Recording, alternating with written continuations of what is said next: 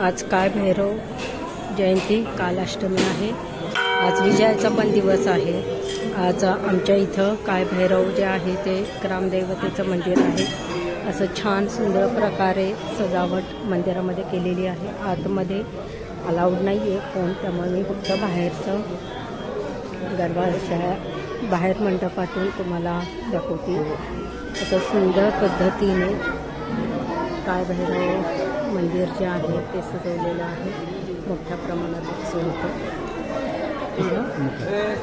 बाजूलाच जे आहे डाव्या साईडला ते नवग्रहांचं मंदिर आहे, जिथं नवग्रह जे आहेत ते